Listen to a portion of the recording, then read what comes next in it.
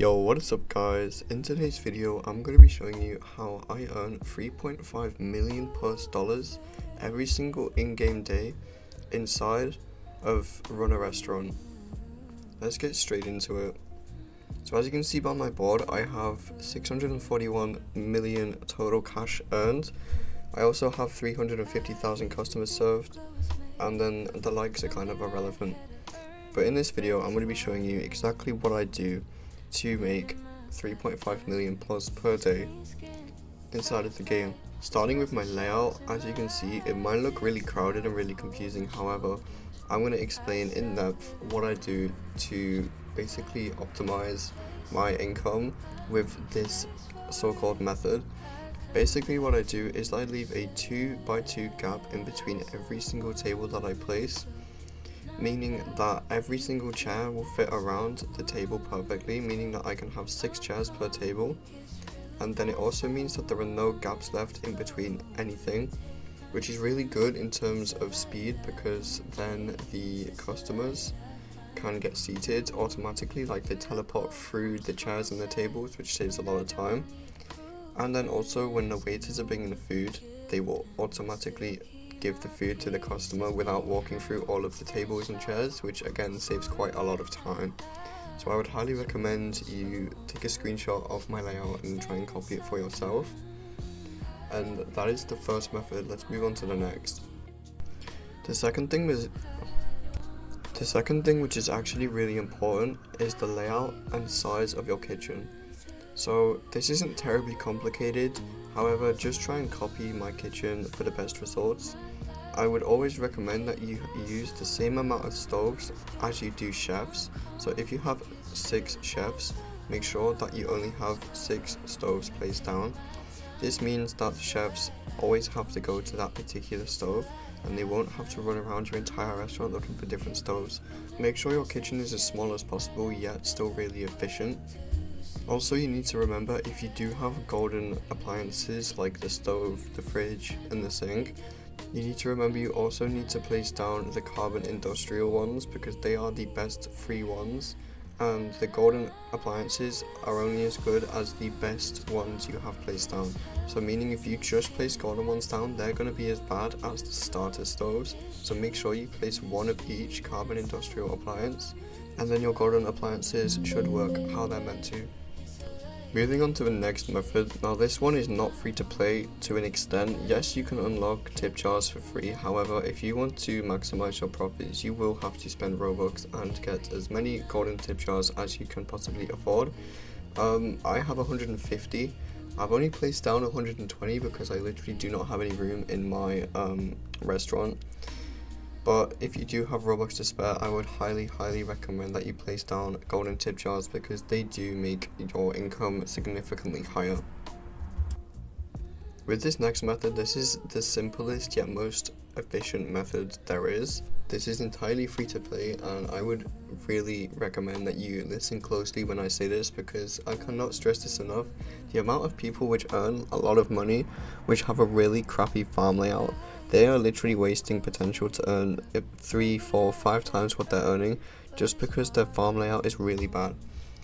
I would always recommend that you keep your beehives spread out yet close. What I mean is do them in a line. Don't do them in like a box, like a 4x4. Do them like a 1x1, but right next to each other.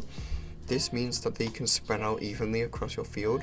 Also, I would say with the plants that you place, make sure that you spread them out. Do not clump them together. Don't do sections for specific things. Don't do like pumpkins in one place, wheat in another place, etc.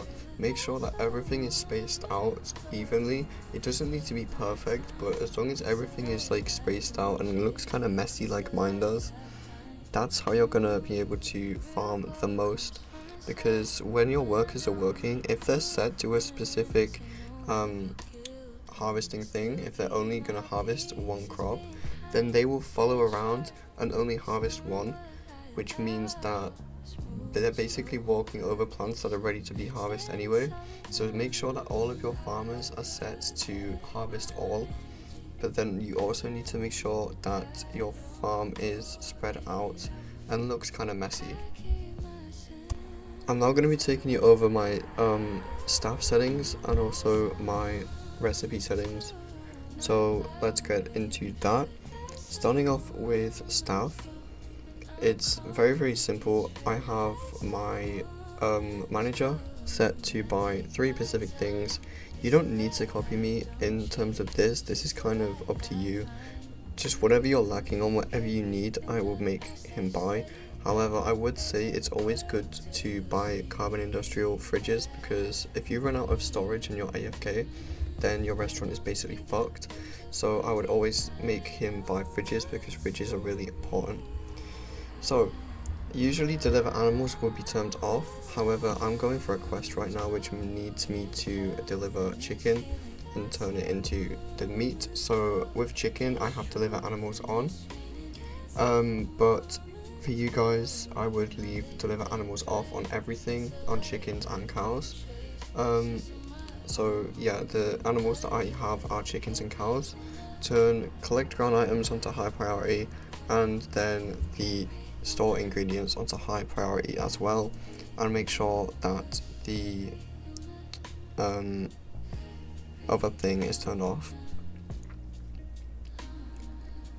With the farmers, I would say do every single one of them on harvest crops and store ingredients, and only do one that collects honey. Don't do everyone, and don't do low priority. Literally turn it off for every single farmer apart from one. Otherwise all your farmers will just be collecting honey and they won't actually be collecting crops. With the chefs, again, it doesn't really matter. It's the same type of thing with the farmers, is turn the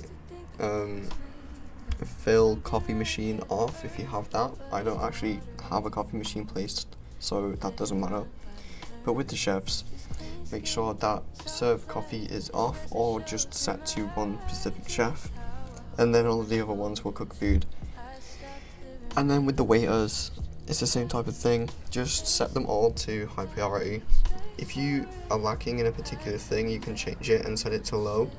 But for me, it works the best when I set them all to high priority. Moving on to recipes, I only cook tiramisu and pumpkin pie. The reason I'm cooking the honey glazed chicken is for a quest. As soon as I complete that quest, I'll be turning that back off. I'm also going to turn off beef Wellington. I don't really know why I have that on, but pumpkin pie and tiramisu are the best things to cook, because they earn the most money and they're the easiest to cook. Quite a lot of people would be like, why aren't you cooking beef Wellington? And the main reason is because it requires you to cook the animals, which takes extra time. So I always go for just ground items such as milk and eggs, because they're ground items. Recipes that require you to cook the animals, they add on 10 to 15 seconds of time, which also can deduct quite a lot of income. So yeah, that's basically everything in terms of my recipes and my staff. Feel free to go back and pause the video at any time and just copy my layout. You can copy my settings, whatever you want to do. And then also with the customers, this is really important. Make sure you play Taco Tuesday, because the tacos are literally the second best earning thing in the entire game, and they're completely free. So as you can see, I've made over 5 million from tacos, and I've only played a 1 Taco Tuesday event. So make sure that you do jump on to the game every Tuesday and AFK for a better result in income. And yeah, that's basically everything. If you did enjoy this video and found it helpful, make sure you do subscribe, drop a comment, drop a like, and I'll see you in the next one. Peace.